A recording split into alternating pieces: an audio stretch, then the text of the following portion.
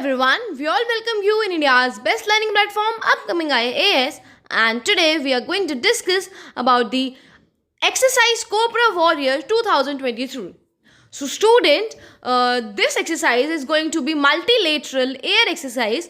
Yes, ये किसी दो कंट्रीज के बीच में नहीं बल्कि काफ़ी सारी कंट्रीज के बीच में होने वाली है एंड ये एक एयर एक्सरसाइज है, तो सभी कंट्रीज के जो एयर फोर्सेस हैं वो इसमें पार्टिसिपेट करेंगी. अब बात याद है क्योंकि मल्टीलेटरल एक्सरसाइज है तो कौन सी कंट्रीज में पार्टिसिपेट कर रही हैं. So the countries are Finland, Sweden, South Africa, USA, Singapore, UK and India. Okay, total 7 countries हैं स्टूडेंट्स. और इस एक्सरसाइज को 6 मार्च 2023 से 24 मार्च 2023 तक शेड्यूल किया गया है. कहाँ पे होने वाली है? जो UK के एयरफोर्स बेस है वहाँ पे होने वाली है, वेडिंगटन एयरफोर्स बेसिस पे. ओके, इतना अभी आपको अच्छे से एक्सप्लेन हुआ होगा, समझ आया होगा. मैंने अभी तक कुछ हार्ड एंड फास्ट आपको नहीं समझाया है. Okay, if we move further कि हम देखें कि ये जो मल्टीलेटरल एयर एक्सरसाइज हो रही है इसके अंदर क्या क्या प्रोविजंस होंगे, कैसी कैसी चीज़ें इसमें कंडक्ट कराई जाएंगी. एंड सबसे पहली बात, अगर आप इसमें नोटिस कर रहे होंगे तो 7 कंट्रीज़ हैं लेकिन इसमें रशिया फिर भी नहीं है. और आपको पता ही है अब तो जो रशिया और USA उसके टाइज काफ़ी ज़्यादा ख़राब होते हुए आपको नज़र आ रहे हैं.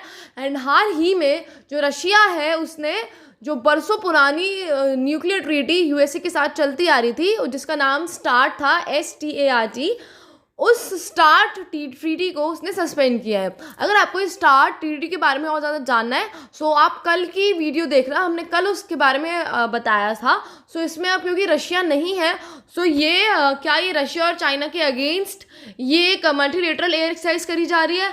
सो अभी तक ऐसा कुछ क्लियर तो नहीं हुआ है बट ये मिलिट्री एंगेजमेंट बढ़ाने के लिए करी जा रही है. और क्योंकि ये एक डिफेंस रिलेटेड एक्सरसाइज है जिसके अंदर एम इस एक्सरसाइज का यही होगा कि डाइवर्स फाइटर एयरक्राफ्ट इसमें जो भी एंगेज होने वाले हैं, क्योंकि देखो 7 कंट्रीज़ का मैंने अभी आपको नाम बताया. सो उन 7 कंट्रीज़ के फाइटर एयरक्राफ्ट इसमें एंगेज होंगे जिससे आपको क्या होगा, आपको जब वॉर फील्ड पे जब आपको जो एयर फोर्सेज है जब वहाँ से आपको अपनी कंट्री को ऑपरेट करना होगा तो बहुत ज़्यादा ईजी होगी आपको, क्योंकि आपके सामने अभी इस प्रैक्टिस जोन में 6 अदर कंट्रीज़ के जो फाइटर एयरक्राफ्ट हैं वो खड़े हैं. सो इसीलिए आप बहुत ज़्यादा प्रैक्टिस कर पाएंगे, आप अपने पोटेंशियल को जान पाएंगे, आपको न्यू टेक्निक समझ आएगी वॉरफेयर एक्टिविटी से रिलेटेड कि अच्छा जब इतने सारे चीज़ों से आप घिरे हो तो आपको कैसे टैकल करना है. एंड बट ऑब्वियसली कि जो बाकी और एयर फोर्सेज हैं उनसे आप काफ़ी कुछ सीखोगे, जो उनके प्रैक्टिसेस हैं कि वो कैसे प्रैक्टिस करते हैं, कैसे आपको स्केड्यूल में चेंजेस लाना चाहिए एंड सो ऑन. ओके, और हम अब इंडिया की साइड से बात करें तो हमारे जो इंडियन एयर फोर्सेस हैं वो इस एक्सरसाइज में पार्टिसिपेट तो कर रहे हैं, लेकिन हमारे और उनके साथ क्या क्या कौन से फाइटर एयरक्राफ्ट जा रहे हैं हम एक बार उसके बारे में देख लेते हैं क्योंकि एग्जाम में ये भी इम्पॉर्टेंट है. सो हमारे इंडियन एयर फोर्सेस के साथ जो फाइटर एयरक्राफ्ट इसमें पार्टिसिपेट करने वाले हैं they are 5 Mirage 2000 fighters, then C-17 Global Master 3. तो ये नंबर 2 में जाने वाले मीन्स 2 नंबर में जाने वाले, और जो मिराज 2000 फाइटर्स थे 5 जाएंगे, 5 जाएंगे. और IL-78 एक मिड एयर रीफ्यूलर एयरक्राफ्ट जाएगा कि ये जो 7 हमारे यहाँ से एयरक्राफ्ट जा रहे हैं ना, मिराज वाला हो गया और C-17 हो गया.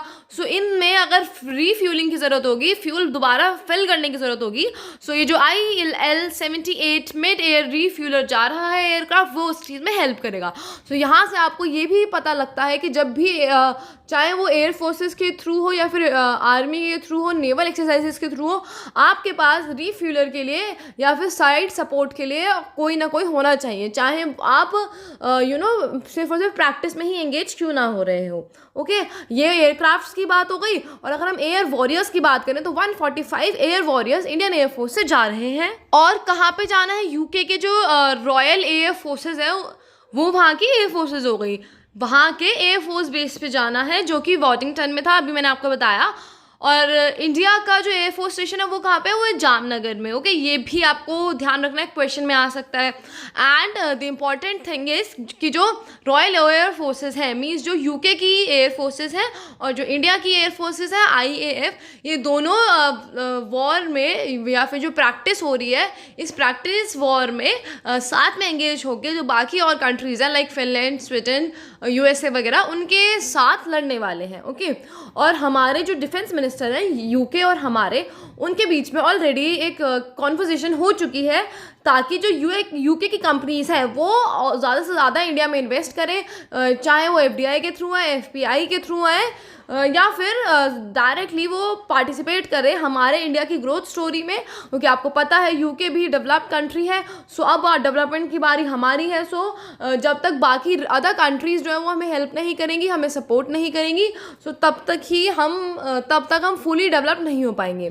USA के अकॉर्डिंगली तो हम ऑलरेडी डेवलप्ड कंट्री बन चुके हैं, बट एक्चुअली में we have certain things for development. So अभी इंडिया को काफ़ी डेवलप करना है, इसीलिए जो हम डिफेंस मिनिस्टर्स हैं इंडिया और यूके के, उन्होंने डिफेंस से रिलेटेड और जो हमारी ग्रोथ है, हमारी डेवलपमेंट है, उससे रिलेटेड यूके कंपनीज को बोला है कि वो यहाँ पे आके इंडिया की ग्रोथ स्टोरी का पार्ट बने, वो प्रोडक्शन का पार्ट बने और डेवलपमेंट का भी पार्ट बने, और को डेवलपमेंट एंड को प्रोडक्शन मीन्स हमारे साथ मिलकर करें। ओके, ऐसा ना हो कि वो सिर्फ आके अपनी मोनोपोली चला रहे हैं। इसके साथ साथ डिफेंस और सिक्योरिटी से रिलेटेड भी काफ़ी सारे इशूज़ पे दोनों मिनिस्टर्स ने काफ़ी ज़्यादा बातें करी हैं, और अपने अपने जो रीजनल डेवलपमेंट्स हैं उनको और ज़्यादा इंक्रीज़ करते हुए, रीजनलिज्म है, जो उनकी नेटिविटी है, उसको और ज़्यादा बढ़ाते हुए उन्होंने बोला है कि हम डिफेंस और सिक्योरिटी इश्यूज़ पर तो ध्यान देंगे ही, अपने अपने रीजनल डेवलपमेंट्स पर भी ध्यान देंगे।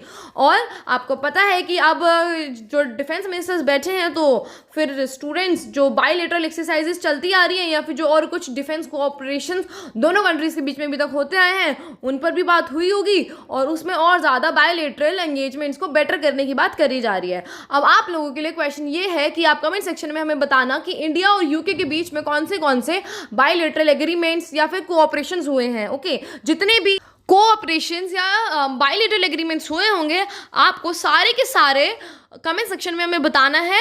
और अब ये चीज़ नहीं होगी कि एक दो मिस हो जाए, क्योंकि आपका 28 में कोई एग्ज़ाम है, तो आपको सारे टिप्स पे होने चाहिए, और आपको पता है कि इन जगहों से कितने ज़्यादा क्वेश्चंस ऑलरेडी आते हैं। So you have to tell us in the comment section. So with this we will end our session here. Thank you so much and do your best study.